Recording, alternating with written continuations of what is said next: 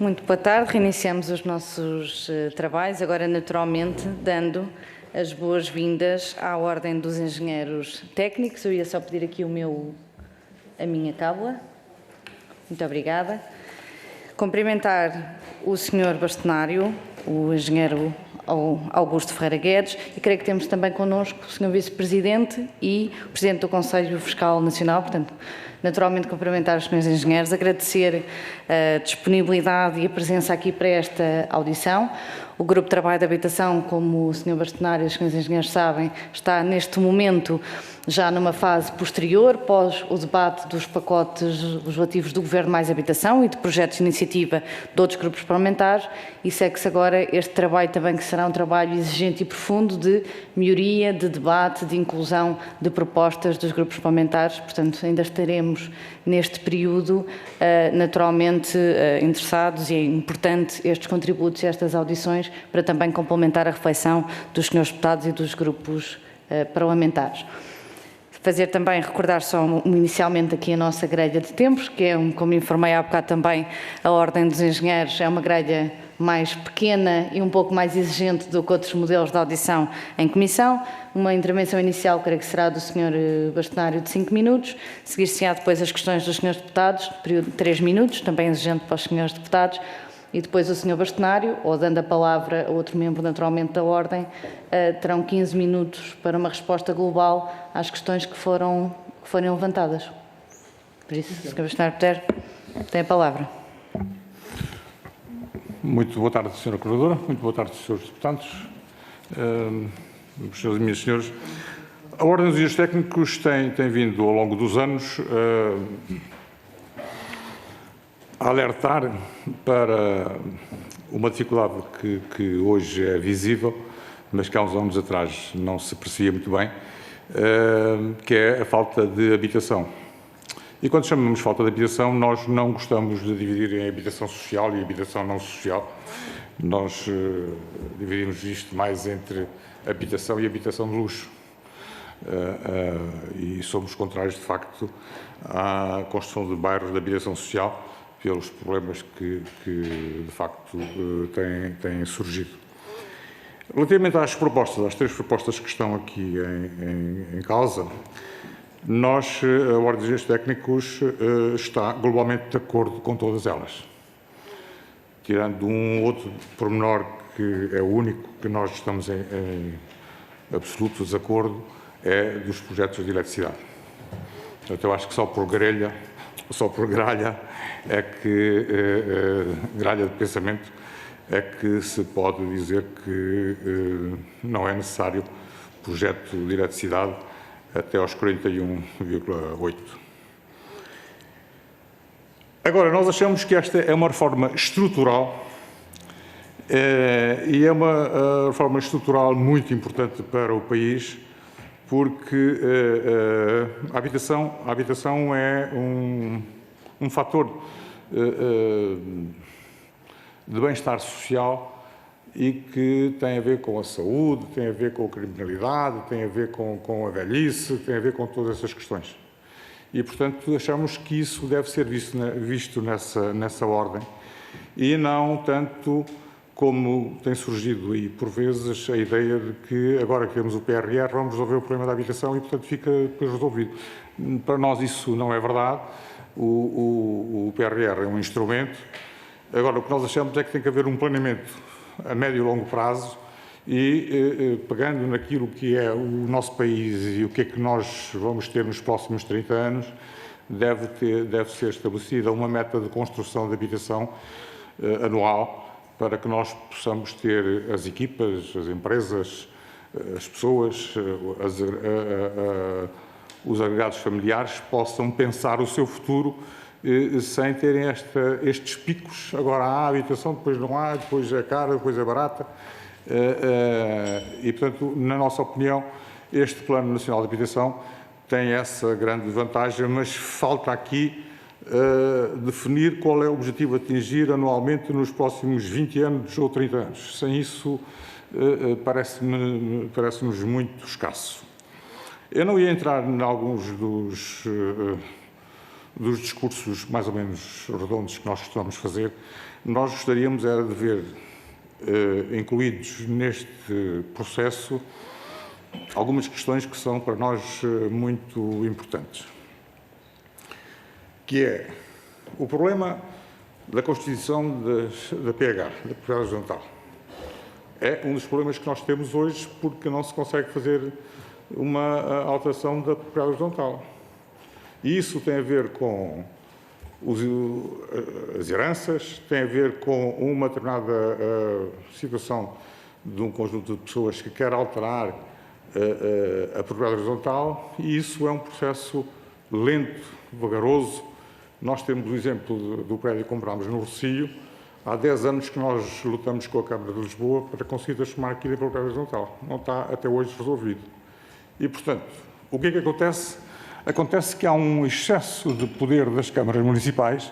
Aliás, se nós virmos no Regeu e no Rejoé,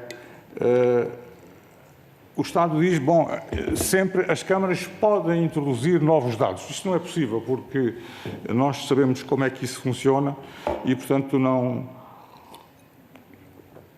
faz sentido.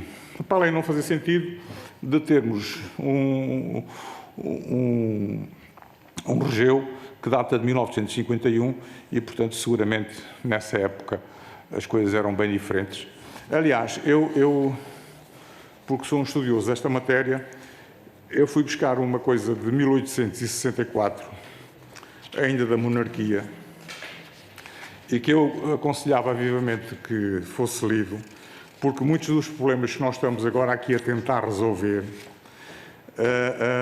já vêm espelhados neste documento de 1800, ainda no tempo da monarquia, e, portanto, se calhar nós podíamos aqui aproveitar para tirar muitas coisas, nomeadamente, outro dos problemas que nós temos são os prédios, edifícios e terrenos sem dono conhecido. Nós achamos que, aliás, não percebemos aquela polémica que surgiu na sociedade portuguesa do arrendamento coercivo, acho que é uma coisa que não faz sentido, mas pronto. Mas nós avançávamos muito mais, que é no problema dos edifícios sem dono conhecido, ou porque morreram as pessoas, ou porque as pessoas foram embora, ou porque qualquer uma dessas situações aconteceu e nós temos na cidade, e não é preciso sair aqui muito longe daqui da Assembleia, para percebermos quantos edifícios estão por aí que ninguém sabe de quem são. O que é que nós dizemos? Eles devem ser tomados pelo Estado. Não é confiscados. Não. O que nós dizemos, e temos uma proposta concreta que já enviámos, que é o Estado toma posse, faz a avaliação e, nos 15 anos seguintes, pode aparecer o dono a reivindicar a sua posse e, portanto, eles serão. Nós fizemos uma proposta de decreto com todos os pormenores, não sei se têm conhecimento, mas podemos depois dar isso. E isso era muito importante. Não é confisco, mas é o Estado tomar posse dos prédios, sejam eles terrenos ou edifícios, sem dono conhecido, salvaguardando que no prazo de 15 anos pode aparecer o dono a reivindicar a posse e, portanto, seria ressarcido pelo valor da avaliação quando o Estado tomasse posse. E pronto, estas são as questões centrais e depois temos uns 15 minutos finais para dar mais algumas ideias. Muito obrigada, Sr. Bastonário. Pode, de facto, depois complementar. Eu vou passar a palavra, neste caso, ao Sr. Deputado Luís Gomes, do Grupo Parlamentar do PST, para colocar as suas questões. Muito obrigado. Quero cumprimentar o Sr. Bastonário e demais membros que o acompanham da Ordem dos Engenheiros Técnicos. E, na verdade, felicitar a possibilidade de nós aqui discutirmos uma matéria tão importante e tão relevante para o país, que é uma alteração legislativa tendo em vista implementar uma política de habitação que possa, de uma forma mais clara, conseguir atingir os seus objetivos, mas, por outro lado, também impor um conjunto de alterações à legislação vigente no sentido de agilizar processos. E começava mesmo por aí, aliás, das suas palavras, quase que subentendi que, na verdade,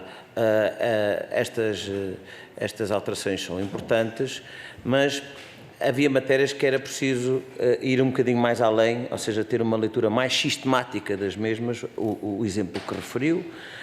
Há outros exemplos em que o Estado, sobretudo em termos do regime jurídico dos instrumentos de gestão territorial, devia de haver mais compromisso. Isto é, muito compromisso das autarquias e menos compromisso da parte do Estado, em alguma resposta, mas fundamentalmente gostava de que se pronunciasse relativamente a como é que entende ao regime de comunicação prévia que é aqui introduzido, mais liberal, mais aberto nesta iniciativa legislativa, se acha que faz falta reforçar a fiscalização ou se entende que, como é proposto nesta iniciativa, nesta proposta, é suficiente. Por outro lado, gostava também que comentasse se o modelo de isenção de controle prévio que está proposto nestas PPLs, se é suficiente, se é demasiado abrangente, se está demasiado em aberto, se responsabiliza em demasia os técnicos responsáveis pelos projetos, ou se entende que este é um caminho que faz sentido e que deve ser estimulado, ou se porventura, como eu referi, deveríamos aqui prever algumas componentes mais de fiscalização de forma a garantir que os regulamentos e a legislação em vigor possam ser devidamente salvaguardada. Isso significa salvaguardar não só as regras urbanísticas e os regulamentos em vigor, mas também a segurança das pessoas. Muito obrigado. Obrigada, Sr. Deputado. E agora sim dou a palavra ao Sr. Deputado Carvalho, Grupo Parlamentar do PS, para colocar as suas questões. Muito obrigado, Sr. Coordenador. Cumprimento o Sr. Bastonário e os restantes elementos da Ordem dos Engenheiros Técnicos, os demais deputados. E eu queria dar a primeira nota, é mesmo registar a forma como os contributos foram já enviados para o grupo de trabalho e com a articulação que há aos diversos artigos. Isso facilitará imenso o nosso trabalho, será muito útil e de facto é muito importante quando as ordens profissionais não se esquecem de ter este contributo no processo legislativo. Isso é muito importante para nós. A segunda nota que gostaria de deixar, porque me pareceu muito interessante a forma inicial com que a questão foi abordada, porque este grupo de trabalho tinha uma gênese inicial de não estar a trabalhar estes diplomas, mas a trabalhar o Programa Nacional de Habitação.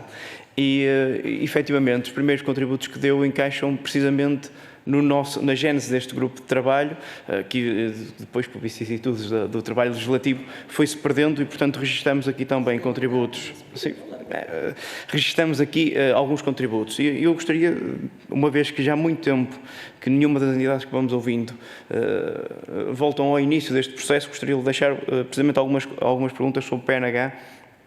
E uma vez também temos já bastante detalhada alguma informação sobre os PPLs, 71 e 77, que depois aqui iremos discutir.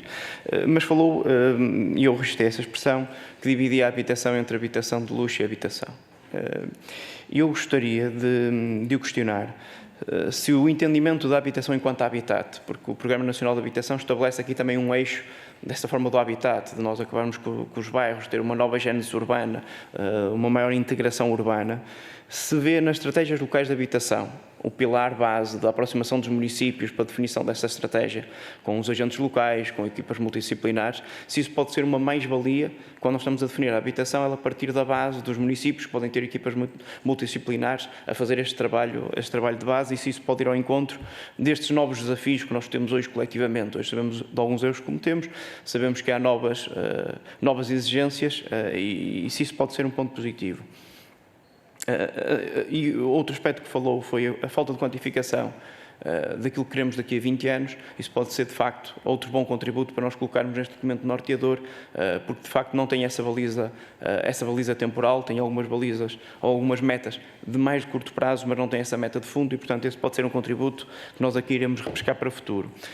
Gostaria de aproveitar para, dizendo que já registramos de boa nota a informação e o desconforto para com os projetos de eletricidade, a simplificação no licenciamento dos projetos de eletricidade, foi comum também à Ordem dos Engenheiros e, portanto, registramos isso como uma boa nota e como um contributo que efetivamente tem que ser revisitado de futuro, mas gostaria de deixar duas questões. Qual é, do entendimento da Ordem dos Engenheiros Técnicos, qual é que será a capacidade construtiva do país em número de fogos? Porque quando nós falamos desta quantificação a 20 anos, é preciso perceber aquilo que nós conseguimos construir com aquilo que temos hoje, não é? Que já não é efetivamente aquilo que temos no passado.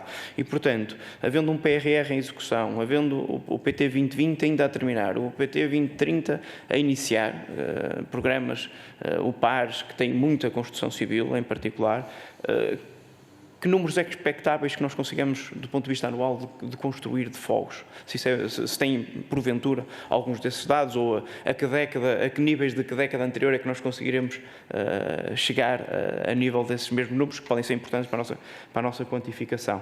E terminaria com esta pergunta. Obrigada, Sr. Deputado. Passo a palavra ao Sr. Bastonário ou a alguém Okay. Ao Sr. Bastonário. Muito bem. O Sr. Deputado colocou uma questão que eu respondi no início. Nós estamos de acordo com todas as propostas que estão em cima da mesa, à exceção da questão da eletricidade, da simplificação, os projetos de engenharia. Há dois projetos aqui na edificação, arquitetura e engenharia. Aquilo que é dito como especialidade, isso não existe. Não é? Isso não existe. Só se for da especialidade da engenharia, quer dizer, se não quisermos mexer no texto, podemos acrescentar a engenharia e talvez se consiga, porque de facto há a arquitetura e há a engenharia. E portanto nós estamos absolutamente de acordo que a responsabilidade é dos técnicos. Agora, outra é se nós vamos conseguir ter um seguro de projeto, se as companhias de seguro estão disponíveis para isso, se os técnicos se sentem mais confortáveis em ter um seguro de projeto. Eu sei que, como o nosso país é um país que desconfia muito do cidadão, o cidadão engenheiro técnico é evidente que prefere que a Câmara ponha lá um carimbo a dizer que está bom, não é? Mesmo que não esteja, porque se sente desconfortável, transferiu a responsabilidade para o outro. Nós não somos nada desse caminho.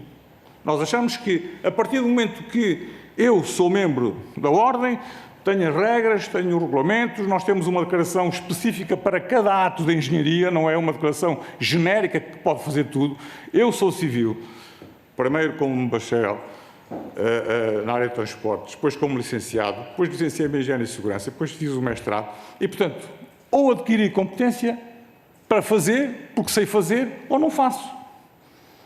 Não é? Portanto, a questão da responsabilidade dos técnicos, as ordens têm que assumir, e, enfim, nós somos uma ordem com 20 e tal anos, mas de uma profissão de 170 anos, nós assumimos na íntegra essas responsabilidades, temos um seguro, mas sabemos que não é suficiente e, portanto, os técnicos podem ter necessidade de ter um seguro de projeto. E isso é negociado com as companhias de seguros. É evidente que falta a legislação do Estado, mas estamos confortáveis com essa matéria e não estamos de acordo com algumas teses que dizem que é preciso, não sei o quê. Não. O técnico diz que está bem, que está de acordo com a lei, siga. Não vejo aí nenhuma... Relativamente à eletricidade, a questão que nós não percebemos é como é que nos outros projetos, estruturas, de água, esgotos, essas coisas todas, é preciso projeto de incêndios, de conforto térmico, e na eletricidade não. Pode-se fazer um prédio, é que quando se diz 4,8 ou 4,7, nós nem sequer temos bem a noção. Nós estamos a falar de um prédio de 8 ou 10 fogos, com 2 lojas, sem projeto de eletricidade. Quem é que vai assumir a responsabilidade? É o legislador? Se houver uma explosão, com as questões agora da certificação da energia, dos carregamentos dos carros elétricos, Não há projeto de eletricidade. Eu acho que só por gralha pode ter acontecido esta proposta, porque não vejo nenhum sentido para que isso... Relativamente ao controle prévio, vamos lá ver.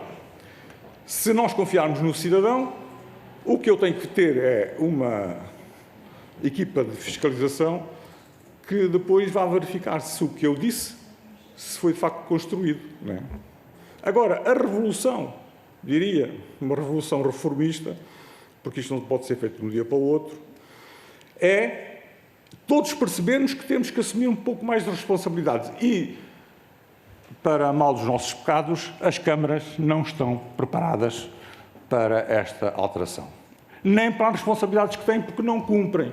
E se virmos, um dos problemas sérios que nós temos hoje na nossa sociedade é que as câmaras nunca cumpriram as suas obrigações de verificação das condições de habitabilidade dos prédios. É obrigatório, por lei de 8 anos, uma pessoa fazer obras de manutenção e conservação. E cabe às câmaras fiscalizar. Mas ninguém faz e por isso nós temos o edificado todo degradado. Portanto, eu julgo que esta competência devia ser retirada das câmaras.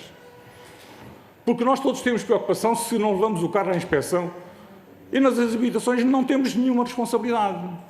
Não temos essa preocupação. E, portanto, na nossa opinião, há uma série de responsabilidades que deviam ser retiradas das câmaras. Aliás,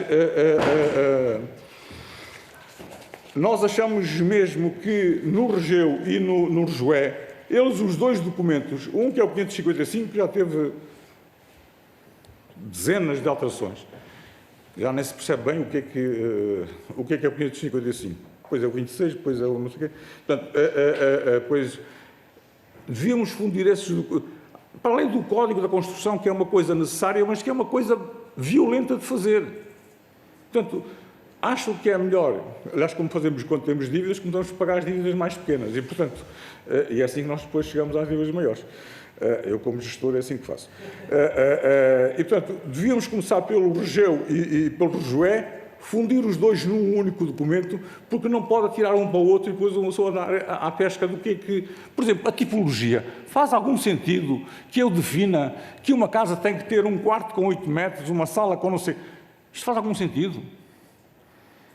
É evidente que a proposta avança muito, que diz que a casa de banho tem que ter um sítio para o duche, que pode ser banheira ou polivan, que tem que ter uma sanita, tem que ter um lava-mãos. E não tem que ter bidé, pode ter bidé se o cliente quiser. E, portanto, é preciso... A sala tem que ser a cozinha tem que ser separada da sala. Mas porquê? Onde é que está a lógica? Nós virmos, é evidente que nós, na história, era preciso conhecer um pouco melhor. Nós, se virmos que em 1800 e tal, o grande Le Corbusier revolucionou o planeamento urbano e foi mesmo fundador do Congresso Internacional da Arquitetura Moderna, ele mudou o conceito de habitação, digamos, ao nível do chão, para a nível de altura. Nós, em Portugal, temos uma ideia que a construção em altura é muito má. Mas porquê? Onde é que nós temos terrenos disponíveis para continuar a espalhar bairros como o Alvalade, o da Serafina, os bairros do Salazar? Onde é que está o terreno? Com a hortinha, para fazer uma hortinha, para ter lá umas galinhas, como havia aqui em São Bento, nós não conseguimos perceber este nosso amarrar às coisas antigas. Mas eu queria aqui também expressar a opinião da Ordem sobre 2 ou 3 coisas mais que as habitações devem, como já referi, devem ser pensadas para um certo estilo de vida hoje, que nós temos uma alteração significativa no modelo de trabalho. A casa hoje já não é só onde se dorme, é onde se trabalha também. E, portanto, era deixar isto, acabar com essas limitações todas do quartinho com 8 metros pelo menos e outro com não sei o quê, acabar com essas coisinhas todas que só complicam e só tornam mais caro o preço da habitação. Se depois o cidadão quiser dividir aquilo em 2 ou 3, divide, a posteriori. A infraestrutura está lá e depois ele quer uma cozinha separadinha, quer uma sala com a cozinha, é com a sua cozinha e serve e come e convive. Porque não? Porque é ter aqui uns espaços todos muito apertadinhos e por aí fora. Para não me esquecer, o Sr. Deputado Carvalho pergunta se nós temos capacidade de construir. Claro que temos. Quanto? O que for necessário. Não há nenhuma... Eu sei que há outros, não temos engenheiros, não temos arquitetos, não temos construtores. Vamos, isso é a conversa do desgraçadinho. Não é? Que o país não é capaz de... Não. Se nós, pegando nos censos, fazendo as extrapolações, é preciso um trabalho, não é? Com a taxa de natalidade, nós percebermos que hoje nós temos 80 ou 90 mil crianças e, portanto, essas 80 ou 90 mil crianças, daqui a 18 anos, elas vão precisar de habitação. Fazemos aqui um trabalho e nós dizemos, vamos precisar de 25 mil habitações. Agora não precisamos de 50 mil, não é? Ou 100, para resolver os problemas para trás. Mas quando entrarmos em velocidade de cruzeiro, nós vamos precisar de continuar a construir 25 a 30 mil, com base nos dados do INE. E depois temos que construir. Se é pública, se é privada, se é das câmaras. Esse é o problema seguinte. Agora, nós temos que, assim, se nós não soubermos para onde vamos, qualquer estrada serve. Nós temos é que definir um objetivo e depois trabalhar para atingir esse objetivo. Se não tivermos esse objetivo, eu acho que não vamos conseguir chegar a lado nenhum. E sobre os profissionais de engenharia e arquitetura, nós temos gente suficiente para isso e temos construtores também. Agora, é evidente que não se pode misturar isto com outras coisas e, portanto, porque depois lamentamos que não temos capacidade. Mas eu queria voltar a 2 outras coisas que na primeira parte não consegui entrar, que é os terrenos expectantes. O senhor não pode ter um terreno expectante 20 ou 30 anos à espera que o preço suba. Já em 1874, era dito que um proprietário de um terreno tinha 2 anos para dar uso ao terreno. É evidente que a posse do terreno e da habitação é uma questão privada, mas não é absoluto, porque é um terreno do Estado em que nós transitoriamente somos proprietários. E, portanto, eu não posso comprar um terreno. Aqui à volta, uma pessoa vê, as casas estão a cair, porquê? Porque está à espera que aquilo suba. O valor. Tem que ser estipulado, na nossa opinião, um tempo para que as pessoas ou constroem ou entregam ao Estado. A questão é se é as câmaras, se é o IRU, se é outra coisa qualquer. Depois temos o problema das heranças. Como sabem, o problema das heranças em Portugal é muito complexo, não é?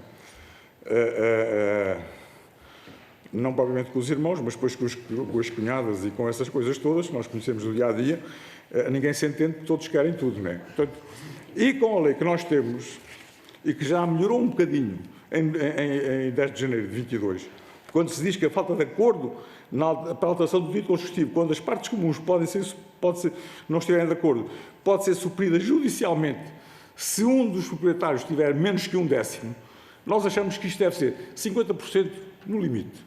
Ou seja, metade e mais um decide sobre a propriedade. Não pode ficar... Eu vou-vos dar um exemplo concreto.